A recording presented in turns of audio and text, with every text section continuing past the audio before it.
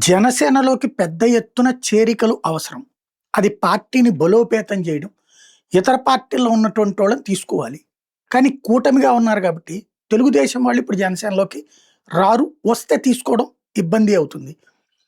భారతీయ జనతా పార్టీలో వాళ్ళు ఇప్పుడు జనసేనలోకి రారు. వస్తే ఇబ్బంది అవుతుంది. కూటమి పరంగా ఒకళ్ళ దాంట్లో ఒకళ్ళు చేర్చుకోవడం అన్నటువంటి కాన్సెప్ట్. అదే సందర్భంలో ఇప్పుడు మిగిలి ఉన్నటువంటిది ఏంటంటే వైఎస్ఆర్ కాంగ్రెస్ పార్టీ.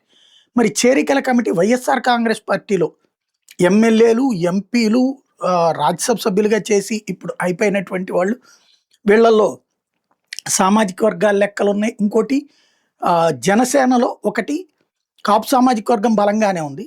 కమ్మ సామాజిక వర్గంకి సంబంధించి కూడా బలంగానే ఉంది. రెడ్డి సామాజిక వర్గానికి సంబంధించి ఒక బాలినేని ఉన్నారు. ఇంకా మరి కొంతమంది రెడ్లు వస్తారా?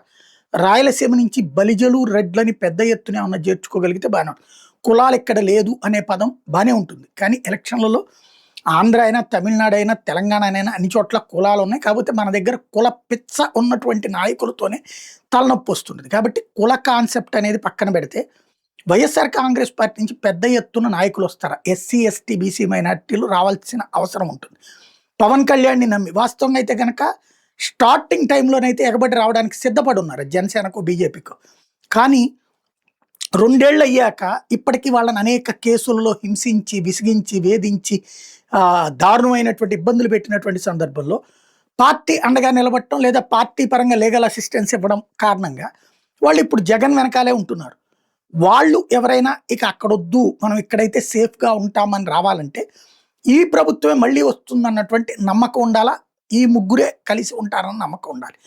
ఆ ప్రాతిపదికన పెద్ద ఎత్తున రావాలి. లేదా ఆ పార్టీలోకి మనకు అవకాశం రాదు, అప్పట్లో నియోజకవర్గాలు మార్చారు మళ్ళీ వెనక్కి ఇవ్వలేదు, అట్లాంటి వాళ్ళు ఏమన్నా వస్తే నడుస్తుంది. ఏం జరుగుతుందో చూడాలి.